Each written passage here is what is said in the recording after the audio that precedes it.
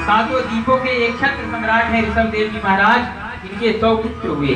इनमें सबसे बड़े का नाम है भरत। एक दिन ऋषभदेव ने अपने समस्त पुत्रों को पास बुलाया और कहा कि मैं यह कहना चाहता हूँ कि हम दिन में ऑफिस जाते हैं, फैक्ट्री जाते हैं, सारा दिन का काम करते हैं, लेकिन हमको भगवान के लिए भी समय निकालना चाहिए। ऋषभदेव जी अपने पुत्रों को जब शाम को आते तो अपने पुत्रों को उपदेश करते थे। अपने पुत्रों को इतना सुंदर उपदेश किया कि नवासी पुत्र उसी समय विरक्त होकर के और वन में चले गए। और जो भरत जी महाराज थे, पिता की एक एक बात भरत जी के मन में जो है तो आकर के रम गई। पिताजी की एक एक बात। और जो ऋषभदेव जी महाराज थे, उनके पास में संतों की, उनके पास में लोगों की भीड़ लगने लगी। कोई अपनी ये कहानी बता रहा है, कोई ये परेशानी बता रहा है। तो उन्होंने क्या किया, अपने मुंह में पत्थर रख लिया। अब कोई आता तो खोल करके दिखा देते हैं। एक ही जगह लेट्रिन बाथरूम सब एक ही जगह करने लगे। तो सब अगले दिन से क्या हुआ, कोई नहीं आया मुझे पास। उन्होंने कहा बड़ा अच्छा हुआ। और एक बार वो जंगल में गए और वहां पे आग लगी हुई थी, वहीं पर अपने शरीर को जला करके ऋषभदेव जी महाराज ने अपने आप को हवन कर दिया, अर्पण कर दिया। जो उनके पुत्र थे भरत जी महाराज,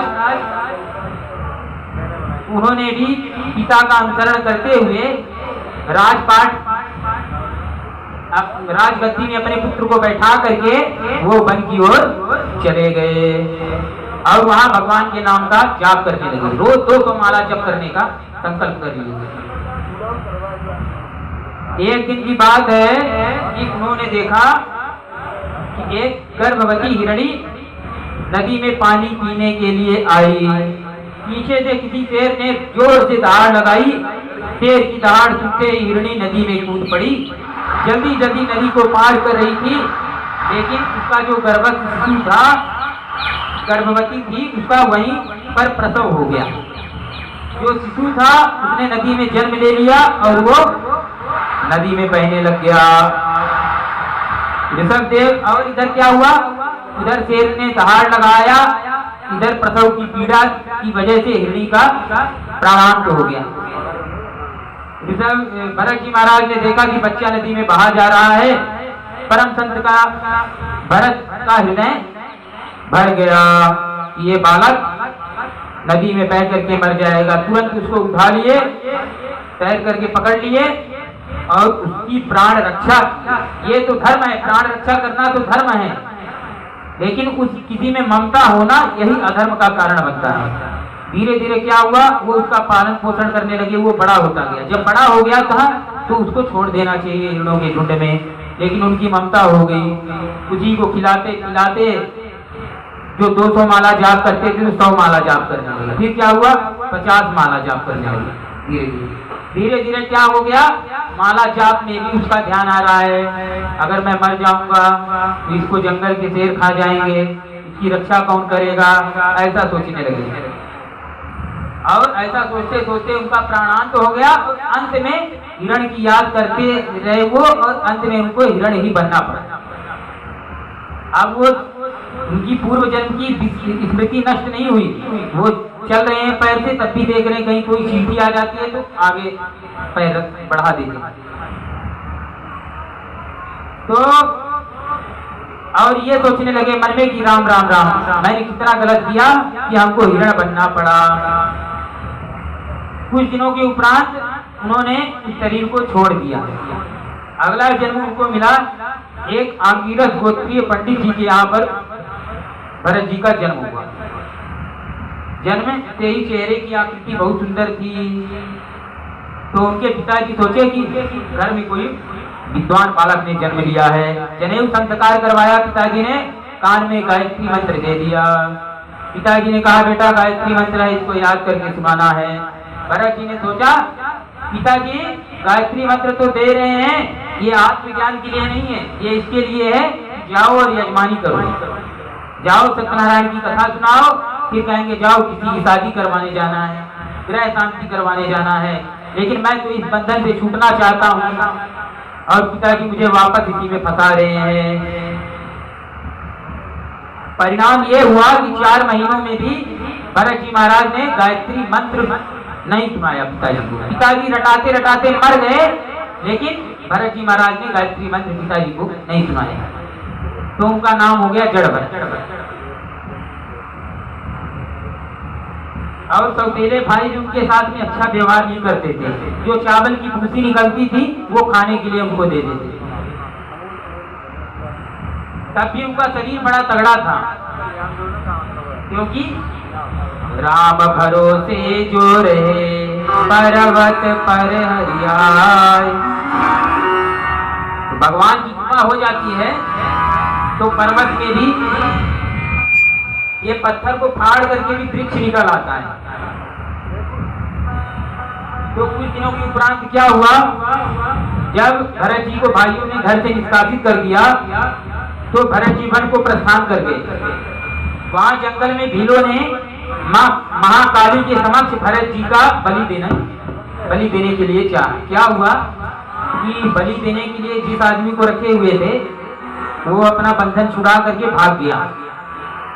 तो पकड़ने के लिए कि कोई दूसरा आदमी मिल जाए, तो भरत जी दिख गए, हज बोले ये आदमी चलेगा, खाया पिया शरीर है, ले करके उनको महाकाली के समूह पति किए, बढ़िया खिलाए पिलाए आराम से, चंदन टीका लगाए। अब जैसे ही तलवार लेकर के उनका सिर काटने के लिए उद्यत हुए कि इतने महाकाली प्रकट होकर के मूर्ति को फाड़ करके महाकाली प्रकट हो गई, और उल्टा उन्होंने कोल भील निषादों का उल्टा भीलों का उल्टा नाश कर दिया महाकाली ने। प्रेम जोड़े महाकाली माता की जय। के बाद भरत जी चल दिए, महाकाली ने रक्षा किया, इसका उनको कोई फर्क नहीं पड़ा। रक्षा हो गई, बांध लिए तो भी कोई फर्क नहीं पड़ा, और छुड़ा दिए तो भी कोई फर्क नहीं पड़ा। चल दिए, मार्ग में रघुवर नाम का राजा मिला, उसके पालकी से चला जा रहा था। एक आदमी की तबीयत खराब हो गई पालकी ढोने वाले की, तो ये हुआ कि सब तो हमारी सारी प्रजा है, सब लोग तो हमारी प्रजा के हैं, जो कोई भी मिल जाए उसको पकड़ करके पालकी में जोत दो। भरत जी महाराज मिल गए तो उनको पालकी में जोत दिए भरत जी महाराज को। अब भरत जी महाराज तो आगे की 5 हाथ जमीन देख करके चलते हैं। सामने कोई चींटी आ गई, पैर को आगे बढ़ाया, जैसे ही थोड़ा सा उछले कि पालकी की लकड़ी हट से रघुगढ़ के सिर में लगी। रघुगढ़ कहता है, कहाँ रो, ठीक से क्यों नहीं पालकी चला रहे हो? तो कहारों ने कहा कि ये जो नया आदमी आया है ये गड़बड़ कर रहा है। फिर से कुछ देर बाद में एक चींटी आ गई, भरत जी महाराज ने फिर से आगे पैर बढ़ाया, फिर से जोर की लकड़ी लगी। ओए, तुम लोगों के समझ में नहीं आ रहा है, ये कौन है जो कि समझ नहीं रहा है मेरी बात को? लगता है कि ये मुर्दा है क्या कोई, जो कि मेरी बात को सुन नहीं रहा है। प्रेम से बोले वृंदावन बिहारी लाल की जय। अगर ढंग से पालकी नहीं चलाओगे तो ऐसा सबक सिखाऊंगा कि जीवन भर याद रखेंगे। फिर क्या हुआ, आगे चल के जब ऐसा बोला रघुवर ने तो भरत जी महाराज की आंखों से अश्रु बहने लगे। वो बोले कि अगर आज मैंने इसको उपदेश नहीं किया तो दुनिया कहेगी कि भरत जैसे संत ने जिस राजा की पालकी को उठाया वो राजा वैसे ही रह गया। तो जड़ भरत जी जवाब दे रहे हैं, एक हाथ से पालकी को कंधे पर रखे हुए हैं और जवाब दे रहे हैं, त्वयोदितं व्यक्तमभिप्रलब्धं भरतो समेत्याद्यदि वीरभारः गन्तुर्यदि स्याद्यधिगम्य मध्वा प्रवादः। कहते हैं भाई, पालकी चलाने वाले का तो परिश्रम उसे होगा जो पालकी चलाता है, जो कभी चलाता नहीं है वो क्या जानेगा कि पालकी चलाने से क्या परिश्रम होता है। दूसरी बात तुमने कहा कि मेरा शरीर मोटा है, ताजा है, तो मोटा होना पतला होना ये तो शरीर का धर्म है, ये तुम कैसे कह सकते हो। तीसरी बात तुमने कहा कि जिंदा ही मुर्दे के समान हो। अरे जीवन में जीना मरना दोनों समान है, जन्म लेना मर जाना, मोटा होना पतला होना, ये तो शरीर का धर्म है। मैं प्राण नहीं हूँ, मैं शरीर नहीं हूँ, मैं बुद्धि नहीं हूँ, मैं हूँ चिन्मयी आत्मा, इसकी कभी मृत्यु नहीं होती। तुमने कहा मैं तुम्हें दंड दूंगा, चिकित्सा करूंगा, तुम मेरी क्या चिकित्सा करोगे? गेहूं को पीस करके आटा बना दोगे, आटे को पीस करके क्या बनाओगे? फूल से रस निकाल लिए, फूल को पीस करके रस निकाल लिए और उस चित्र का क्या बनाओगे? उस रस का क्या बनाओगे? ऐसा सुंदर उपदेश किए कि रघुबर पालकी से नीचे कूद पड़ा। उसने कहा हे प्रभु, आप जनेऊ पहने हुए हैं और कोई हो ना हो आप बहुत बड़े कोई संत मालूम होते हैं, लगता है कि भगवान कपिल देव ही तो मेरा अज्ञान दूर करने के लिए नहीं आ गए। तो जड़ भरत जी महाराज ने कहा कि ये तुम्हारी चौथी गलती हो गई, ये पूछना कि आप कौन हैं। जो तुम हो वो मैं हूँ, जो मैं हूँ वो तुम हो। ऐसा सुंदर उपदेश किए कि रघुबर भगवान को प्रणाम करके सीधा जो है तो अपना राजपाट त्याग करके वन में चला गया और वहां भगवान की आराधना किया। इधर भरत जी भी महाराज भी भगवान का नाम करते हुए जपते हुए भगवान में लीन हो गए। प्रेम बोले वृंदावन बिहारी लाल की जय, राधा सरकार की जय। इसके बाद नरकों का वर्णन किया सुखदेव महाराज ने। 28 प्रकार के नरक हैं। रौरव, महानौरव, कुंभीपाक, कालसूत, अजपत्रवन, सूची मुख। बोले ये कुंभीपाक क्या है? बताए कि हजारों मन एक बहुत बड़ी एक कढ़ाई रहती है, कढ़ाई उसको बोलते हैं। हजारों मन उसमें तेल उबलता रहता है, उसी में पकौड़े की तरह तल देते हैं पाप करने वाले। एक होता है नर्क, जिसमें छोटे छोटे जीव रहते हैं, सुई की तरह उनका मुख रहता है, वो आकर के बोते रहते हैं। तो इस प्रकार से 28 प्रकार के नरकों का वर्णन किया। जो पराये धन को हड़पता है, झूठी गवाही देता है, वो अंध तामित्र नामक नरक में जाता है। जो धोखा देता है वो तामित्र नामक नरक में पड़ता है। इस प्रकार से 28 प्रकार के नरक हैं और ऐसे स्वर्ग हैं। जो अच्छा कर्म करता है उसको, उसकी जब मृत्यु होती है तो यह बढ़िया पानी पिला करके ले जाते हैं, पानी पिलाते हुए आराम से लेकर के जाते हैं। और जो बेईमानी जिसने किया जीवन भर पाप कर्म किया, उसको घसीटते हुए, कुत्ते को जैसे घसीटते हैं वैसे ही घसीटते हुए लेकर के जाते हैं।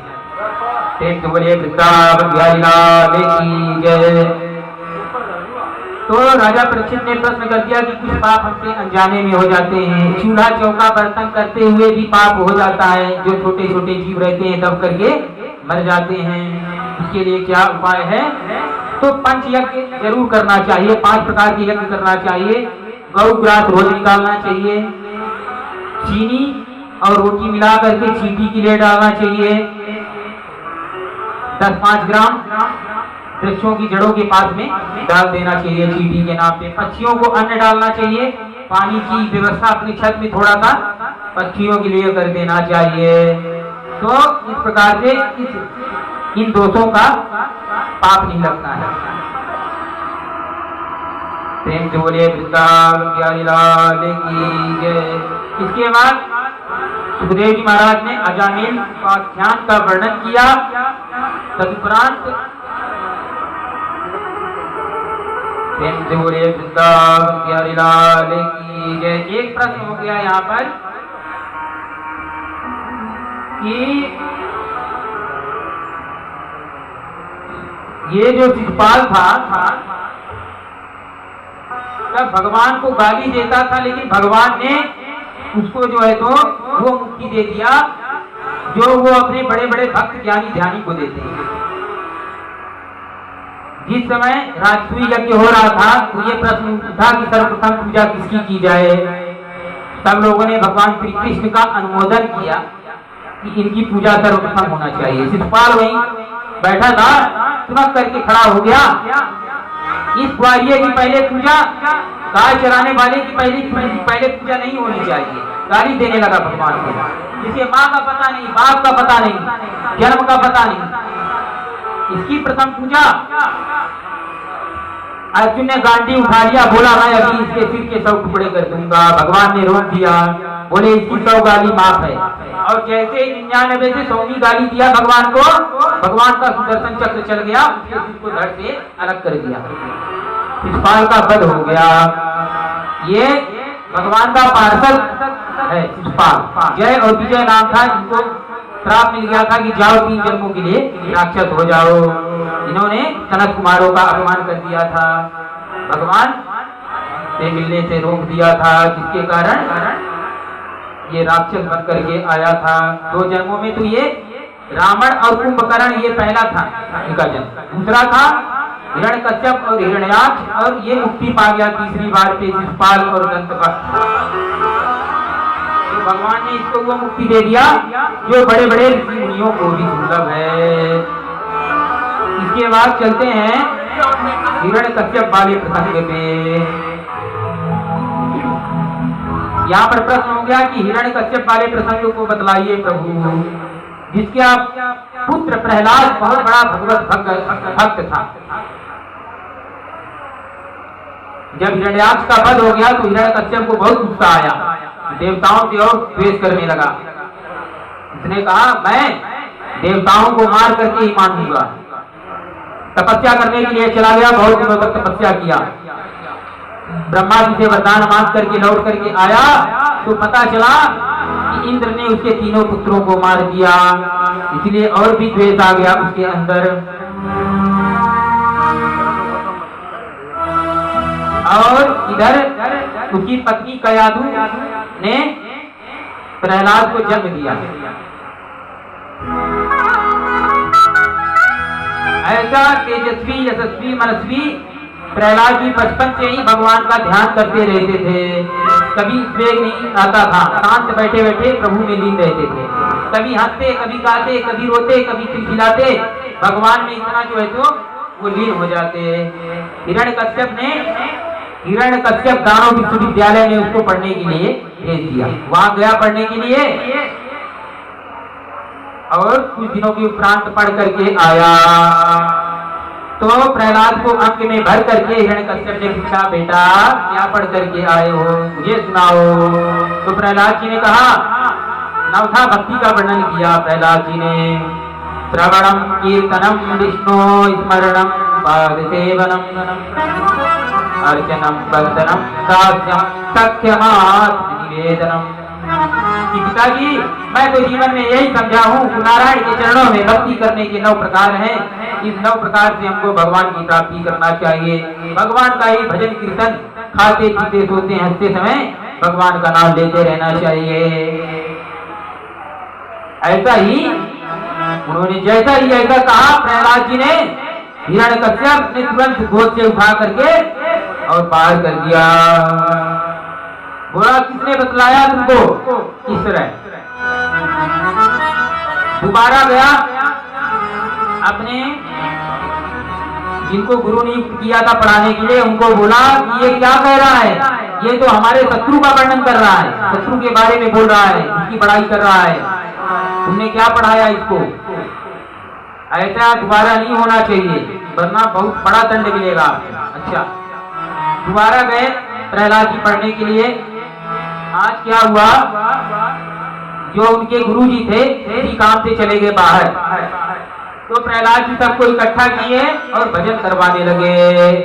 अब क्या कहते हैं, श्री कृष्ण गोविंद हरे मुरारी, नाथ नारायण वासुदेवा, हरे मुरारी वासुदेवा, हे नाथ नारायण वासुदेवा, हे नाथ नारायण वासुदेवा, हे नाथ इसका होके मैं दिन रात गाऊं, इसका होके दिन रात गाऊं, हे नाथ नारायण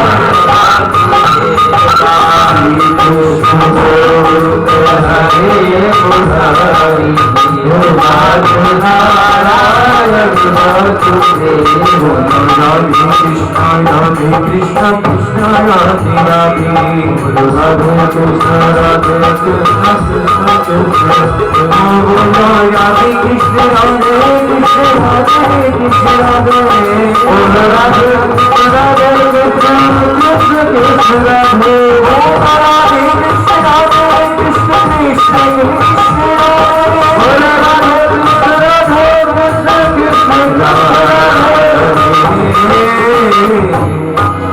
अब भजन चल रहा था, इतने में गुरु जी का आगमन हो गया।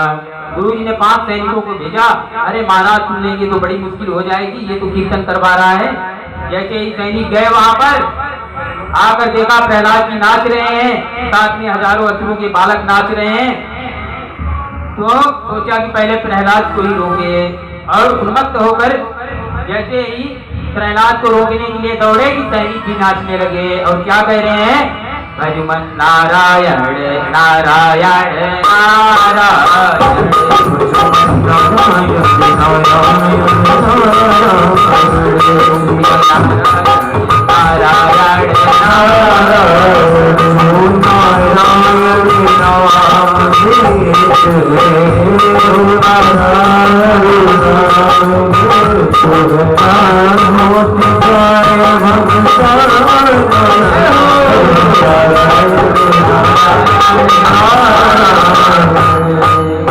गुरु जी ने देखा कीर्तन तो बंद नहीं हो रहा है। 10 सैनिक और भेजा, वो भी जा करके वैसे ही भजन में तन्मय हो गए। गुरु जी दोनों बोले कि चलो हम ही चल करके देखते हैं। संत और अमर का नाम था, ये क्या हो रहा है। जैसे ही गुरु जी आए, बच्चे डर गए, कीर्तन तो चल रहा है। परंतु इशारे से प्रहलाद को बतलाया कि गुरु जी आ गए। प्रहलाद ने कहा आज जो होगा तो देखा जाएगा, गुरु को ही प्रसाद दे दो। दुबले पतले थे गुरु जी को उठा उठा करके भजन करने लगे। इतना आनंद आया गुरु जी को, गुरु जी बोले छोड़ दो, बहुत आनंद आया। गुरु जी भी भजन में तन्मय हो गए। श्रीमन नारायण नारायण नारायण नारायण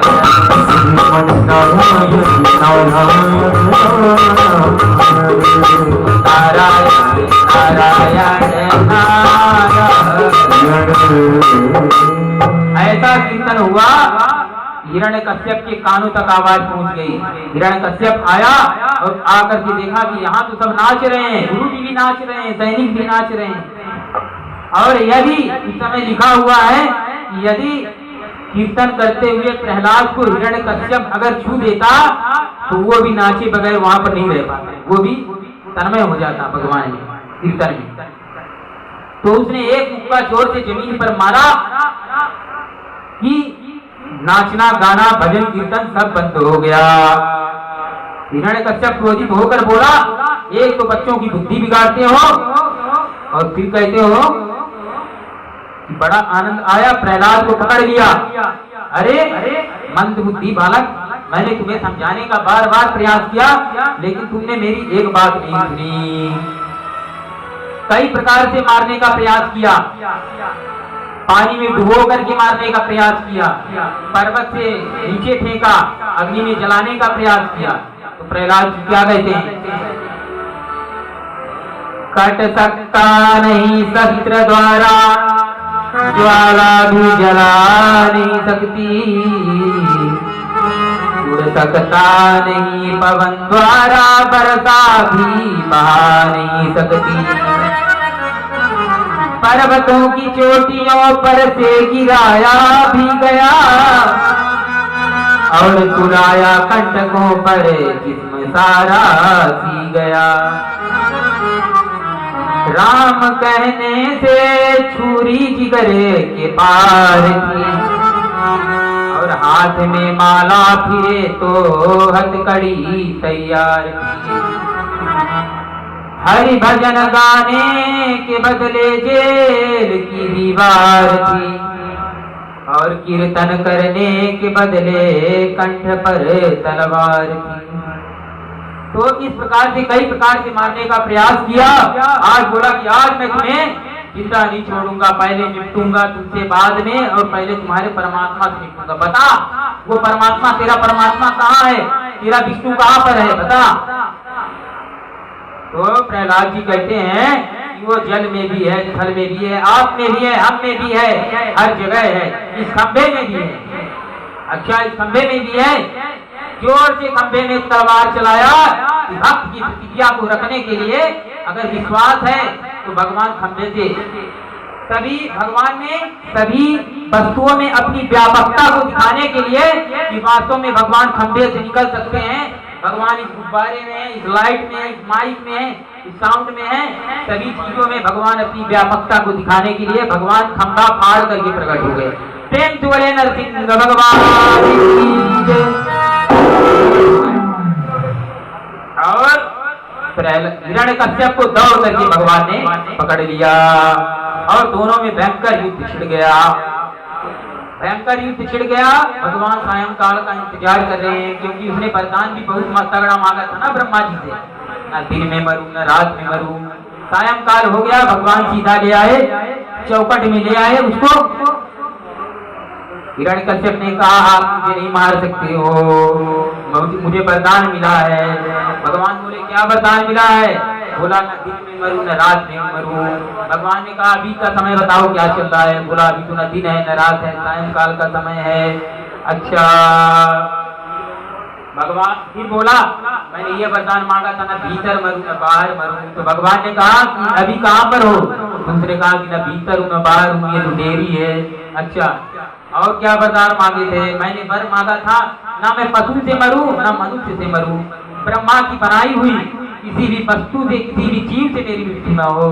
भगवान बोले मैं तुम्हें क्या दिख रहा हूँ? बोला कि ना तो आप पशु दिख रहे हो ना मनुष्य दिख रहे हो। भगवान बोले मैं स्वयं ब्रह्मा जी को बनाता हूँ। अच्छा, तो उसने कहा कि मैंने यह मांगा था कि 12 महीने में किसी महीने से ना मरूं। तो भगवान बोले ये 13वां महीना मैंने तुमको मारने के लिए बनाया था। अच्छा, और ऐसा कहते ही भगवान ने उसको वहीं से पकड़ करके अपने भुजाओं से, ये अपने नाखून से पकड़ करके उसको पकड़ करके भगवान ने फाड़ दिया, उसकी अंतड़ियों को निकाल करके अपने माला पहन लिया, अपने हृदय में धारण कर लिया भगवान ने।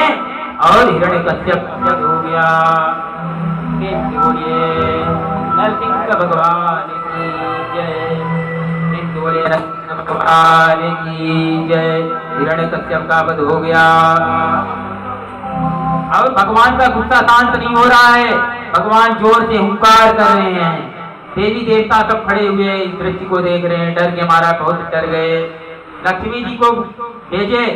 लक्ष्मी जी तो देख करके इतना डर गई कि एक पैर वहां से दूसरा पैर सीधा स्वर्ग में उनका पहुंचा। उन्होंने देखा मैं तो ऐसा शुरू आज तक देखा ही नहीं। इसके बाद सब लोगों ने कहा कि प्रहलाद जी को आगे करो। प्रहलाद जी को आगे करे। आगे किए।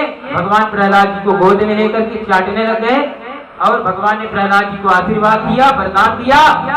और प्रहलाद जी ने कहा कि मैं एक ही वरदान मांगना चाहता हूँ कि मेरे पिताजी को नरक में नहीं भेजिएगा। भगवान बोले कि आप जैसे भक्तों की तो 21 पीढ़ियों का उद्धार हो जाता है। आइए उसी भगवान की मोहिनी मूर्ति को, उसी नरसिंह भगवान का ध्यान करते हुए भजन में तन्मय हो जाते हैं, क्योंकि बीच में आलस भी आ जाता है। इसको दूर करने के लिए भगवत नाम का उच्चारण जरूरी हो जाता है। सावली सूरत पे मोहन दिल दीवाना हो गया। सावली सूरत पे मोहन दिल दीवाना हो गया। दिल दीवाना हो गया मेरा, दिल दीवाना हो गया। साविली साविली सूरत पे मोहन, साविली सूरत दिल दीवाना